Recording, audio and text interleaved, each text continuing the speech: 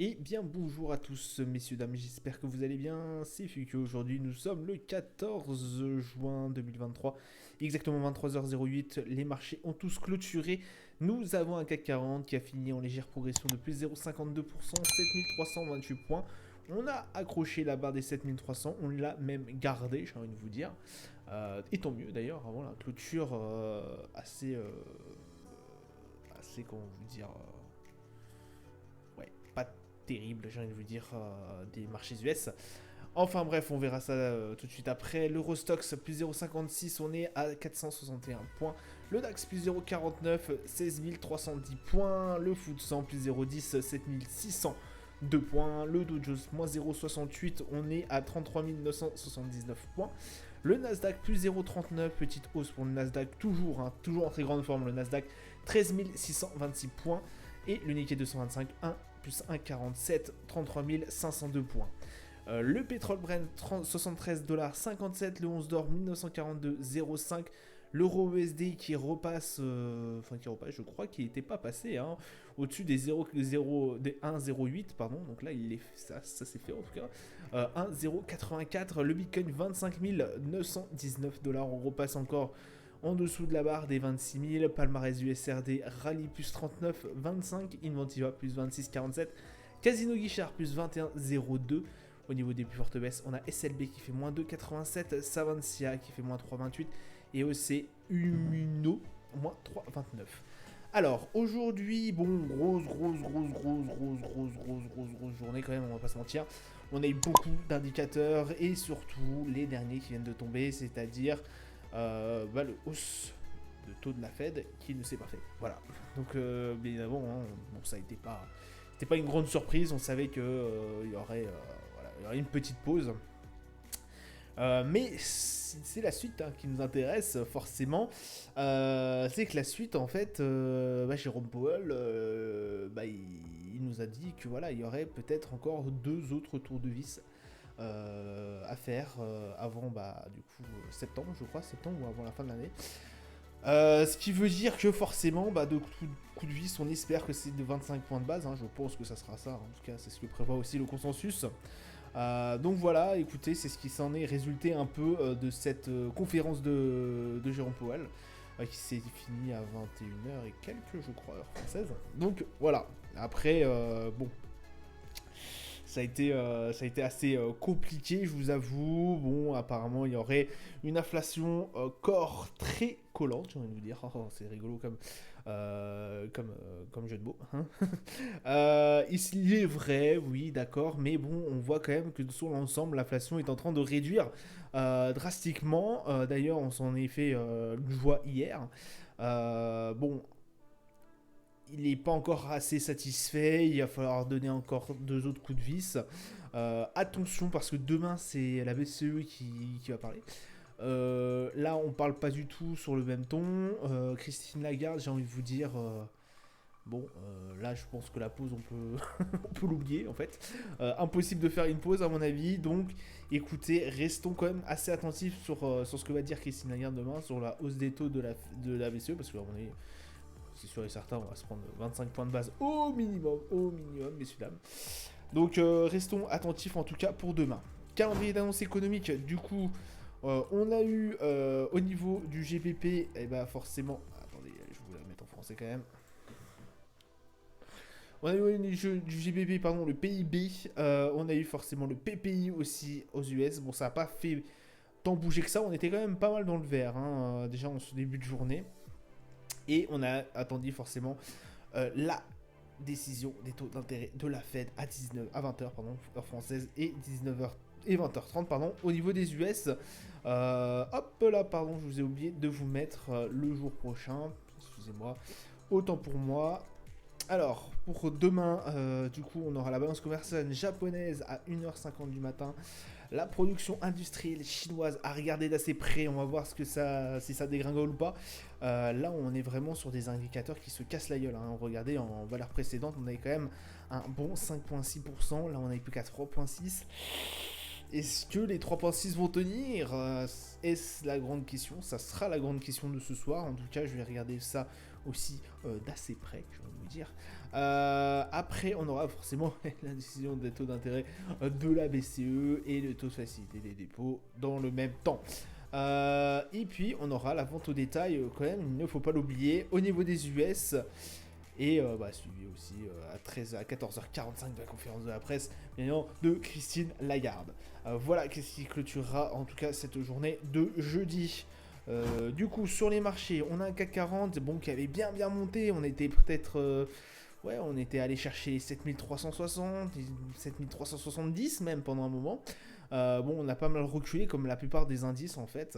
On n'est plus qu'à 7311. Alors, on a quand même sauvé nos 7300, hein, si je suis d'accord avec vous. On a RSI qui se porte sur une zone de neutralité. On est à 51. Je vous rappelle qu'il y a quelques jours, on était bien en dessous de ça. Donc écoutez, voilà, 51, moi ça me convient, j'ai envie de vous dire. Le DAX qui est à 16 285. Bon, écoutez, notre point le plus haut a été fait. Je crois qu'on a fait un plus haut historique durant cette séance.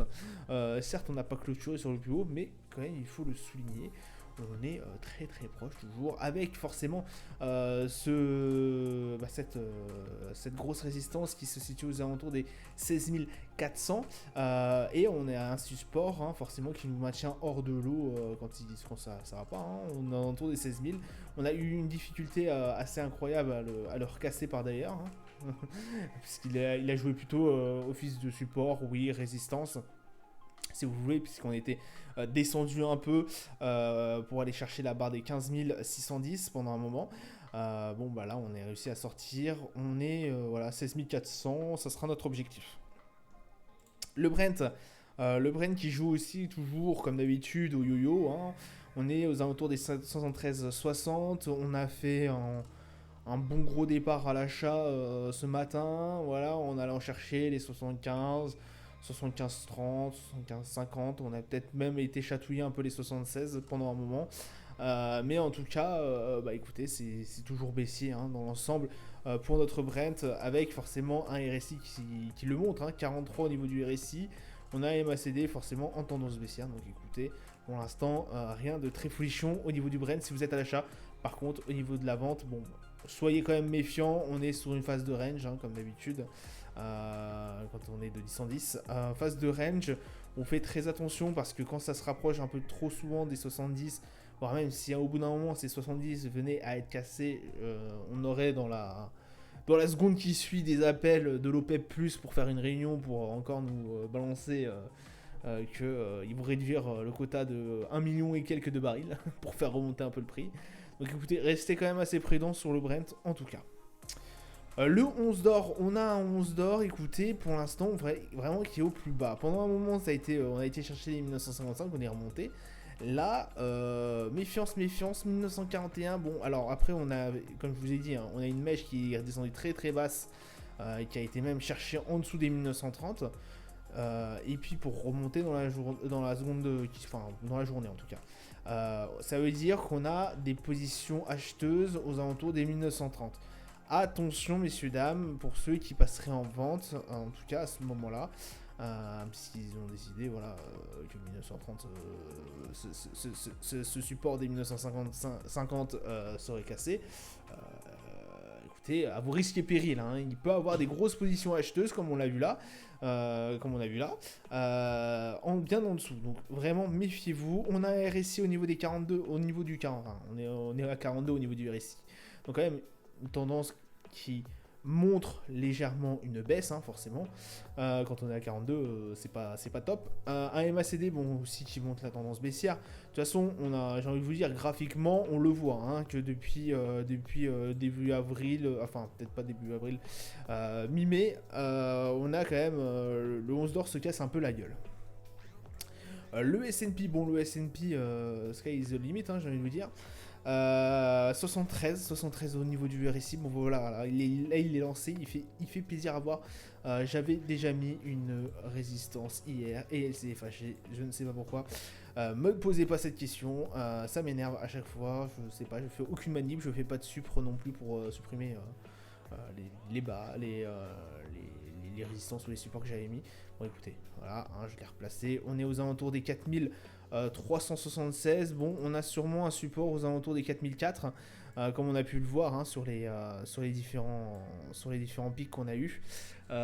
Donc écoutez, 4004 serait un objectif, sachant qu'on a un support, bah du coup, enfin, on a eu une résistance pendant un moment aux alentours des 4003 qui a cassé à un moment donné, hein, forcément, en espérant que ces 4003 redeviennent du coup une zone de support si le S&P venait à rebaisser par la suite, hein, parce que là je vous avoue que ça monte assez sévère, un peu comme le Nasdaq. On est à 73 au niveau du RSI, donc forcément on est largement dans la zone de surachat, donc vraiment méfiance. D'ailleurs on a eu une petite frayeur, on a eu quand même une légère frayeur pendant la journée là, c'est bien descendu assez bas, là. On est cherché les 4330 et quelques, pour fournir vraiment en légère hausse à 4376.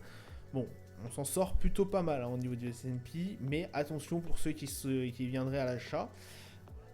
Bon, même si la tendance est clairement haussière, attention quand même à ce que le S&P ne fasse pas à un moment donné un petit repos, j'ai envie de vous dire. Voilà, hein, qui ne redescende pas, qui fasse une zone pour stabiliser, pour reprendre son souffle et puis pour partir de plus belle. Voilà, parce que là, 73 au niveau du RSI, on était déjà à plus de 70 hier. Attention quand même. Le Nasdaq, alors je vous parle du S&P, mais j'ai envie de vous dire, le Nasdaq est 10 fois pire. On est à 15 034. Rendez-vous compte, ça fait 6 séances d'affilée que le Nasdaq n'a pas vu le rouge. 76 au niveau du RSI, incroyable. Un MACD bien pétant. Bon voilà, tout ça c'est dû forcément ChatGPT, l'IA, machin et tout. Il y a eu aussi forcément la pause de la Fed qui a fait un peu grimper. Bon, là c'est incroyable la remontée que se prend le Nasdaq, c'est totalement fou. Bon, on est à 15 159 et quelques au niveau du Nasdaq, ça se passe assez bien pour l'instant. Donc voilà, assez confiant. Bon, pareil, hein, restez focus, il est possible que pendant un moment, ou non, peut-être sur une journée, 2 journées, peut-être un mois, 2 mois, on ne sait pas, que le Nasdaq reprenne son souffle quand même au bout d'un moment, parce que bon, lui, ça fait depuis début mai là, qu'il est en train de farcir les tops là. Donc écoutez, soyez quand même assez vigilants là-dessus, je vous préviens. Et après c'est possible qu'il fasse une bande pétante qui fasse un tout droit comme ça, hein, mais bon, là ça serait bien au bout d'un moment qu'ils reprennent quand même, comme on le voit sur le RSI, une légère respiration quand même, et puis après repartir, pourquoi pas à la hausse, hein. Voilà. Le Dow Jones, alors le Dow Jones, contrairement à ses copains les indices américains, ça s'est pas trop bien passé, j'ai envie de vous dire, sur cette journée. Bon, on est descendu assez bas, on a été chercher nos 33 764. Et j'aurais espéré hier, j'avais espéré, j'avais espéré hier que les 34 300 nous fassent, qu'on clôture dessus. Bon, on n'a pas été le cas. On est à 33 985 quelques, je crois.